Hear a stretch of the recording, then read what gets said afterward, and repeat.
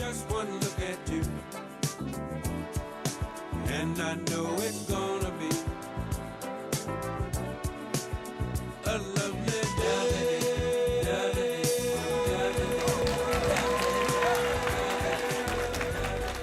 Happy music. We're back this morning. And joining me from my circle of friends, of course, is Sherre Hirsch. What'd you guys talk about down at the Day One Diner this week? Well, it's pretty interesting because it happens a lot. There's a young whippersnapper who comes in and suddenly you find yourself out of a job.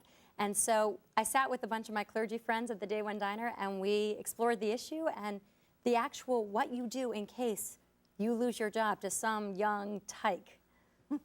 Let's check it out. We had a situation in my congregation, and actually it happens all the time in my congregation because I'm in the hub of the entertainment industry. And often I have to say to that person, you're not alone. And then let's find a new passion.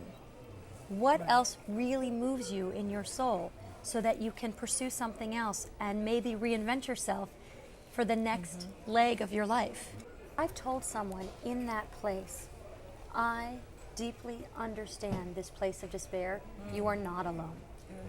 Because just the recognition that they're not alone, as opposed to trying to fix the problem immediately, I think also helps people gain a sense of strength that they need. That's right, because there is no immediate fix to this. Yeah. And so many times people don't allow us to express grief over pets. But as a rabbi, you've done funerals? I have buried animals for people, and the first time I thought, oh my God, how am I going to do this?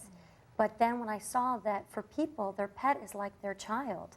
And so it's so tragic to lose an animal that you've been living with for 17, 18, 19 years. And so I've created ceremonies even for pets. I love that. To bring a cat and put her in the arms of a 90-year-old woman, and you should have seen her face just light up. And she started with this contagious giggle, and it lit me up. And I thought, she was 13 years old once again. It was so sweet. And they think, how could this pet possibly know what's going on? Does that pet know if she's had a bad hair day? They know. They're a great student of nonverbal communication. When we have kids at our holiday celebrations, they'll ask, who is Uncle Joey's friend? Is that his friend? I mean, I could just see my son saying that.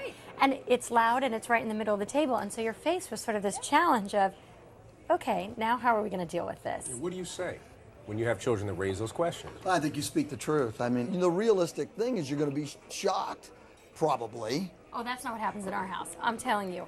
There's like a look of, oh, this is wonderful, we're very PC, and then immediate call to the kitchen, and there's a whole conversation going on in the kitchen that is scary, that if anybody heard, they wouldn't want to know from it. You all shacked up, and that's how I got here before you all were married. What do you say to your child? Well, I definitely don't want to say to my child, what you do there, I don't know about, and it's fine. I really, Billy, agree with you.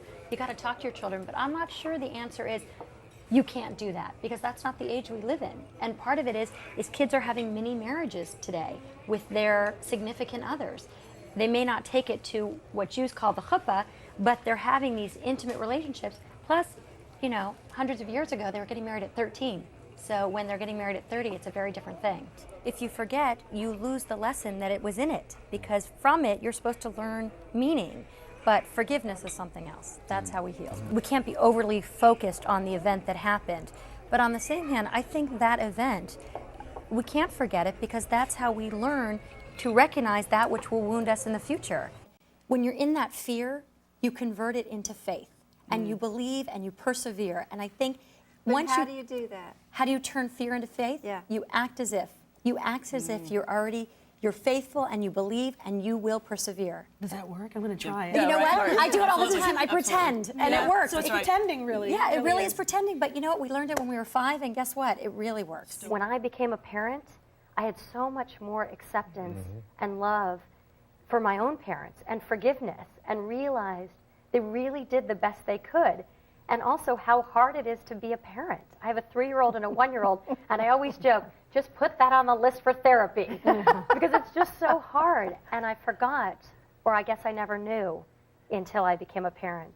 And it's allowed me to live better and to live well and to be an authentic rabbi.